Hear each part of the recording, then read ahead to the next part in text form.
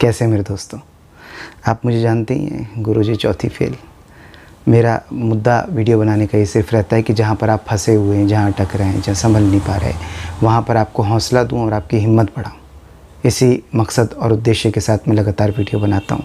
मैंने stock market से related video बनाए, मैंने रेलवे की टिकटों से रिलेटेड वीडियो बनाए, बॉलीवुड में आपका पैसा ख़राब ना हो, कौन सी फिल्म आप नहीं देखें, उससे रिलेटेड वीडियो बनाए। आज का जो टॉपिक है ये बहुत गंभीर मुद्दा है और अगर आप इसके बारे में सही जानकारी लेंगे तो आपको पता चलेगा कि हज़ारों लोग इस सदमे, टेंशन में जिन्होंने आत्महत्या कर ली उनके बारे में तो सब बात कर रहे हैं, लेकिन बहुत सारे लोग मानसिक तनाव में हैं, शुगर के पेशेंट हो गए और डायबिटीज़ उनकी बढ़ गई है, बीपी की प्रॉब्लम हो गई है, तकलीफ़ में है और उनको समझ में नहीं आ रहा कि इस तनाव से वो कैसे मुक्ति पाएँ।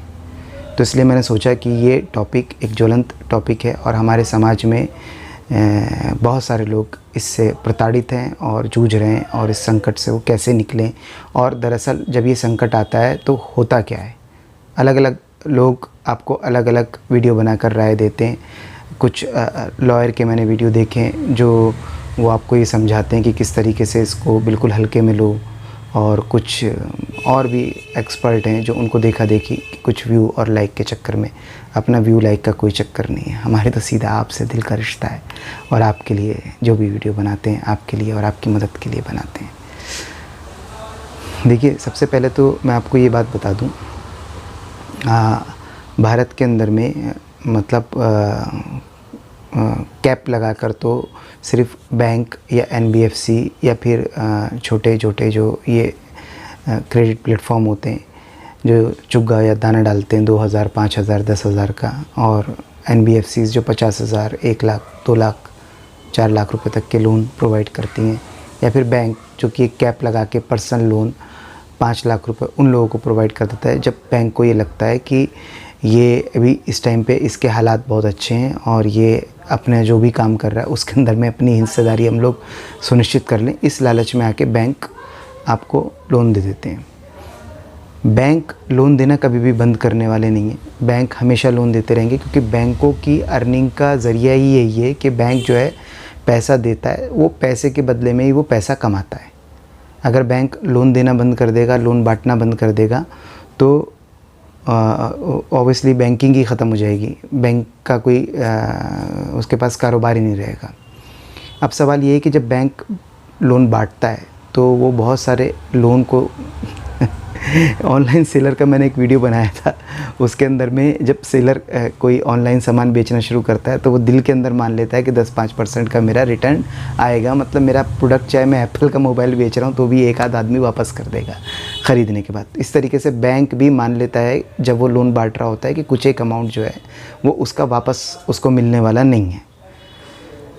लेकिन बैंक कभी भी ये बात बताता नहीं है और वो कभी भी ये पैसा छोड़ता नहीं है। तो बहुत सारे लोग जब उनके अच्छे हालात होते हैं बैंक उनको पैसा दे देता है। बैंक का कॉन्सेप्ट ये नहीं है कि वो आपकी मदद करना चाहता है। बैंक का लोन बांटने का आइडिया ये होता है कि वो आपसे धंधा करके कुछ पैसा बनाना चाहता है।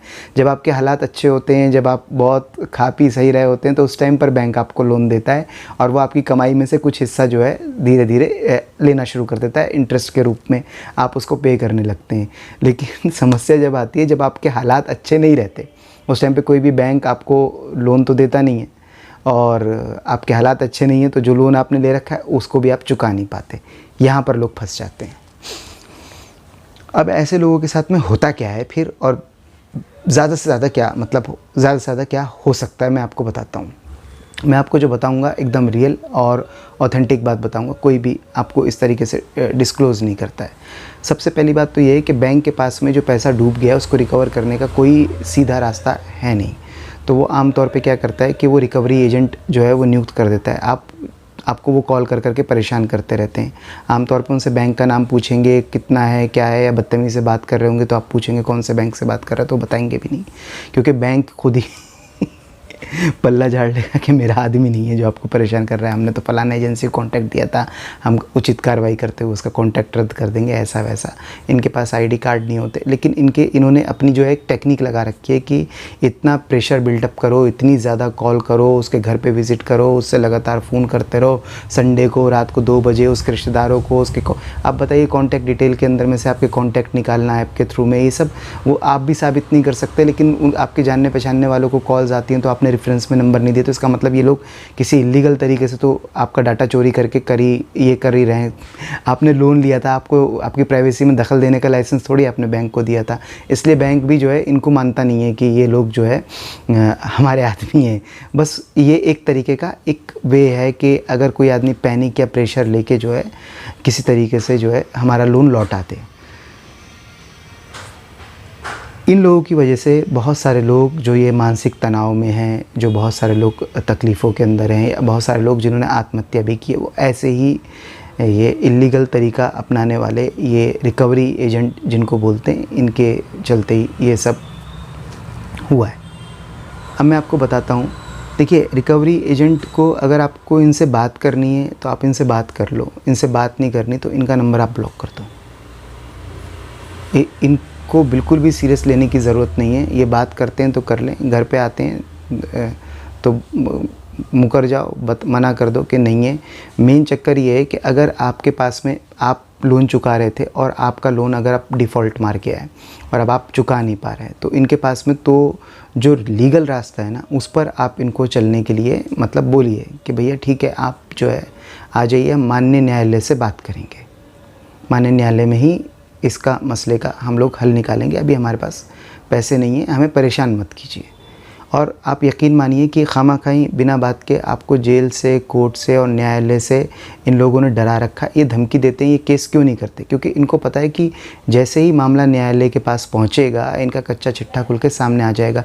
वकील भी आमतौर पे लोगों में पुलिस का, कानून का, कोर्ट का बहुत डर होता है और उनको लगता है बहुत सारा शायद मेरा पैसा लग जाएगा। इस वजह से जो है क्या कहते हैं, लोग उससे बचते हैं, तनाव में आते हैं। और ये लोग सामाजिक प्रतिष्ठा तो उसकी मिट्टी में मिला ही रहे होते हैं। रिकवरी एजेंट उसके रिश्तेदार को फ़ोन करके, उसके दोस्तों को फ़ोन करके, उसके दुकान पे, उसके मकान पर आकर ये लोग कर ही रहे होते हैं। ऊपर से जब ये लोग इससे डर से निकलने के लिए वकीलों से बात करते हैं तो उनसे 10,000, 20,000, 30,000, 50,000 रुपये इस तरीके से पैसे मांग रहे होते हैं। वो सोचते हैं कि अगर हमारे पास ऐसे 10, 20, 50,000 रुपये पड़े होते तो हम लोग तो इनका लोन ही नहीं चुका देते। क्योंकि कई लोगों के पास तो छोटे छोटे ऐप के लोन होते हैं, छोटे छोटे मतलब 10,000, 20,000, 50,000 ये लोन होते हैं। तो अगर वो वकील को 50,000, 20,000 रुपये देने की कंडीशन में होते तो वो तो इनका लोन ही चुका के जो है अपने ऊपर से झंझट उठा लेते। मेरा यहाँ पर ये मानना है कि भारत के जो ग्राहक हैं, जो लोन लेते हैं, वो एकदम ईमानदार हैं। 99%। बड़े लोगों की बात अलग है कि वो साठ गांठ करके स्पेशली एक धंधा और सैलरी स्लिप और इस तरीके से जनरेट प्रोफाइल मेंटेन करके, और पहले से ही उनको पता होता है कि वो एनपीए करने वाले हैं, लोन को ख़त्म करने वाले हैं। लेकिन आम तौर पे जो ये गृहस्थ middle class, lower middle class परिवार हैं, इनके अंदर में ना इतना डर होता, ना इतना डेयरिंग होती और ना इतने इनके अंदर इतनी हिम्मत होती कि ये विलफुल डिफ़ॉल्टर हों।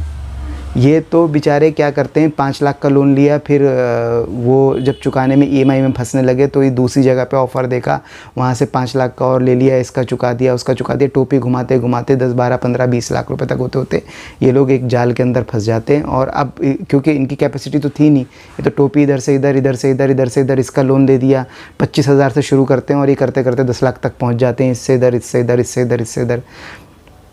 अब जब ये फंसते हैं तो फिर ऑब्वियसली अब इनको तो कोई लोन दे नहीं रहा, तो अब ये टोपी घुमाने के लिए अब इनके पास ऐसा इनकम का सोर्स भी नहीं था कि इन्होंने जो है कुछ मतलब ये उसको चुका सकने की कंडीशन ही नहीं इनके पास होती, वो शुरू से दिन से ही नहीं होती। अब मुद्दा ये है कि अगर ये मामला न्यायालय में जाता है तो फिर होता क्या है? कुछ नहीं होता। आपको इनिशियल लेवल पर ना वकील करने की भी ज़रूरत नहीं है।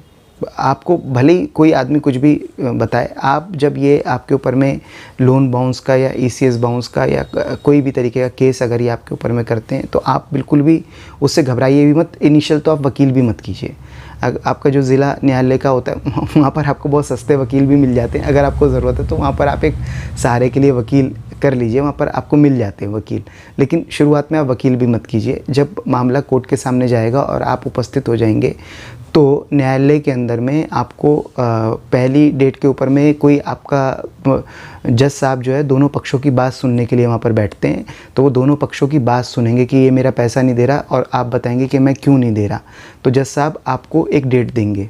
भारत के अंदर जो डेट मिलने का सिलसिला है वो आपको 3 से 6 महीने बाद की आपको डेट मिलेगी। फिर उसके बाद में इस बीच के अंदर में आपको हल नहीं होगा अगर मसला, ना तो आपके पास पैसे आए ना तो आपने इनके पैसे चुकाए, उसके बावजूद भी आप फिर अगली डेट पे आप बस वहाँ पर प्रेजेंट होते रहिए। जज साहब के सामने खड़े होकर बता दीजिए कि पैसा नहीं है अभी मेरे पास। फिर उसके बाद जो है एक वहाँ पे प्रोसेस ये होता है कि जज जो है या फिर आप भी जज साहब से बोल सकते हैं कि भैया मुझे ये जो है मीडिएशन सेंटर के अंदर में इसको केस को भेज दो। कोर्ट के अंदर ही मीडिएशन सेंटर होता है, वहाँ पर जो है एक मध्यस्थ नियुक्त कर देता है कोर्ट। वो मध्यस्थ के पास में बैंक का आदमी और आप बैठकर बात कर सकते हैं, आराम से बात कर सकते हैं, कूल एंड काम माहौल के अंदर में बात कर सकते हैं। उसके अंदर कोई समझौता होता है, मतलब ये लोग मान लीजिए आपका 50,000 का लोन है और ये 10-20 हज़ार रुपये, जो पैसे आपके पास अभी 6 महीने का तो आपको टाइम मिला ही था, 5-6 महीने जो डेट मिली थी, आपने कुछ पैसा जोड़ लिया इनका चुकाने के लिए तो ठीक है। नहीं अगर आप जोड़ पाएँ तो वो मेडिएशन फेल हो जाता है, तो वापस वो कोर्ट में चला जाता है मामला। इसके बाद फिर आपको एक डेट मिलती है, मेडिएशन फेल होने के बाद फिर एक डेट मिलती है, फिर एक डेट मिलती है, ऐसे आपको 5-5, 6-6 महीने बाद की डेट मिलती रहेगी। आप अपनी बात बताते रहिए।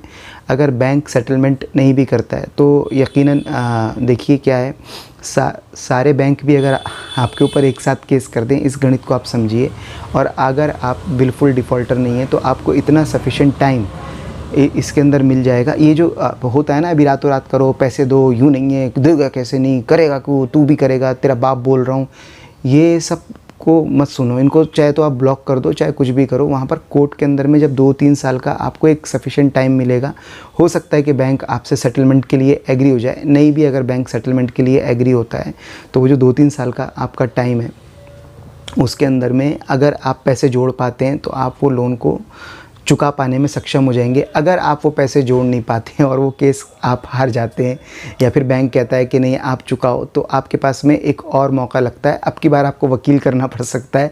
आप अब हाई कोर्ट चले जाइए और बताइए कि भैया मेरे हालात बहुत ख़राब हैं और मेरी सिचुएशन नहीं है कि मैं पैसा दे दूं। अब ये जो सिलसिला है, ये जो आपका ज़िला न्यायालय यानी कि डिस्ट्रिक्ट कोर्ट तक जो मामला था, ये वहाँ पर चला जाएगा। मेरा अपना अनुभव ये कहता है कि अगर आपका कोई भी लोन जो कि इनसिक्योर लोन है, उससे आपको पैनिक लेने की बिल्कुल भी ज़रूरत नहीं है। आप डरे घबराइए नहीं है। और ये क्या कहते हैं ये जो सत्र न्यायालय होते हैं, जो यहाँ पर जज बैठे हुए होते हैं, आम तौर पे मैंने ऐसा देखा है कि ये बहुत मानवीय दृष्टिकोण से इस तरीके के मुकदमों को समझते हैं और ये समझते हैं कि ये जो सामने एक्यूज़ खड़ा है, एक्यूज़ के माइक के सामने जो ये बंदा खड़ा है, ये बंदा जो है विलफुल डिफ़ॉल्टर नहीं है, इसके हालात ख़राब हैं, इसकी मजबूरी है। तो वो पहले तो टाइम बारगेन एक्चुअली तो वो बैंक के लिए ही करते हैं। और मेडिएशन सेंटर का भी मतलब यही होता है कि बैंक को ये समझ में आए कि ये बंदा जो है, या तो आप 3, 5, 7 साल, 10 साल, 15 साल, 20 साल आप केस लड़ सकते हैं। और जो ये ख़र्चा वर्चा है, इसको भी करने की ज़्यादा ज़रूरत नहीं है आपको। सत्र न्यायालय में आपको वकील मिल जाते हैं। वहाँ पर अगर आपको चाहिए वकील, आपको डर है बहुत, आपको लग रहा है कि आप बात नहीं कर पाएंगे, आपकी प्रेजेंटेशन अच्छी नहीं है, आप बोल नहीं पाएंगे, अपनी बात नहीं रख पाएंगे, तो वो आप बहुत सस्ते आपको वकील वहाँ पर मिल जाते हैं। क्योंकि इस केस के अंदर में कुछ होता नहीं है। ये केस के अंदर में ऐसा कुछ नहीं कि आपको जो है राम जेठमलानी टाइप का कोई वकील की आपको ज़रूरत रहती है। इसके अंदर तो सिर्फ अपेयर होने ही काफ़ी है। 138 ये नॉन इंस्ट्रूमेंटल एक्ट जो भी है, इसके अंदर जो मुकदमा दर्ज होता है, इसके अंदर आपको अपेयर होना ही काफ़ी है। आप अपेयर हो रहे हैं यानी कि बस आप ईमानदार हैं, अपनी ईमानदारी अपने न्यायालय के सामने प्रस्तुत कर रहे हैं और आप बता रहे हैं जज साहब को कि भाई आपके हालात ख़राब हैं या आपके पास पैसे नहीं हैं।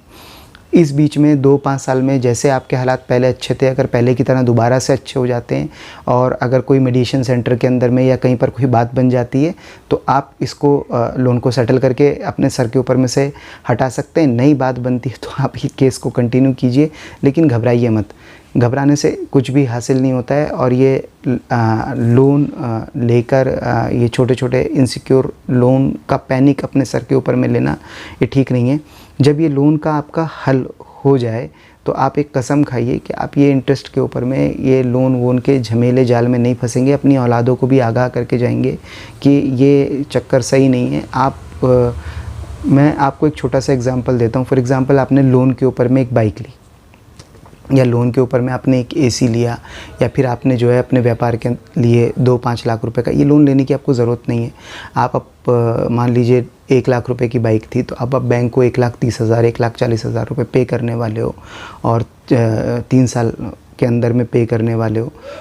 तो आप देखोगे कि 2 साल के अंदर ही आप 1 लाख रुपए पे कर चुके हो। तो आपको थोड़ा डिसिप्लिन होने की ज़रूरत है, तो आपको ये लोन लेने का झंझट ही नहीं पड़ेगा।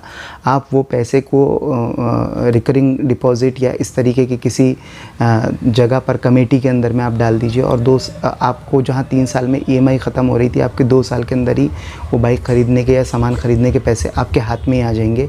और ये बहुत सारा इंटरेस्ट, ये जो 30-40 हज़ार रुपये का एक तरीके से समझ लीजिए कैशबैक ही आपके पास हो जाएगा, जो आप इंटरेस्ट में पे करने वाले थे। और पैनिक तो कभी आएगा ही नहीं। अपने पैसों से सामान ख़रीदिए, अपने पैसों से व्यापार कीजिए, और ये मत कीजिए, ये क्रेडिट कार्ड, बैंक लोन, कर्ज़ा, ये सब एक ऐसी चेन है कि इसके अंदर में मैंने देखा नहीं, देर सवेर आदमी बढ़ता चला जाता है, बढ़ता चला जाता है, बढ़ता चला जाता है, और फंसता ही है। अगर वो फंस गया है तो उसको इनसे तो बात करने की ज़रूरत ही नहीं, रिकवरी एजेंट, इनको तो समझने की कुछ ज़रूरत ही नहीं है। और जो भी बात होगी न्यायालय के अंदर में, अगर ये केस कर देते हैं तो न्यायालय के अंदर में आप बात कीजिए, न्यायालय में जाइए, वहाँ पर आपको सफिशिएंट टाइम मिलेगा। अगर ये न्यायालय पहुँच ही गए हैं तो आप पैसे इकट्ठा करना शुरू कीजिए, इनके पैसे चुकाने की कोशिश कीजिए। सेटलमेंट में अगर कुछ आपको डिस्काउंट या ऑफ़र करते हैं तो डिस्काउंट लेके चुकाने की कोशिश कीजिए। नहीं डिस्काउंट ऑफ़र करते हैं, ये केस ही लड़ना चाहते हैं, तो इनका केस लड़िए। 5-6 महीने में एक डेट पड़ती है, उसको समझिए एक वॉकिंग होती है अपनी, कोर्ट की एक डेट आती है, तो घबराइए मत। लेकिन और ये इसके लिए कोई कड़े कदम, मानसिक तनाव, शुगर BP की दवाई खाना चालू कर देना, आत्महत्या कर लेना, ये तो बिल्कुल भी मतलब सही बात नहीं है। इतना आप तनाव मत लीजिए, कुछ नहीं होता है। 10-20-50 हज़ार, 1 लाख रुपए, 2 लाख रुपए, 5 लाख रुपए के लोन में कुछ नहीं होता। बैंक के लिए भी वो बूंद भी नहीं है उसके लिए। और आप खामखा इतना पैनिक ले रहे हो, क्योंकि बैंक ने जो ये इलीगल लोग रख रखे हैं, ये एक्चुअली पैनिक क्रिएट कर रहे हैं।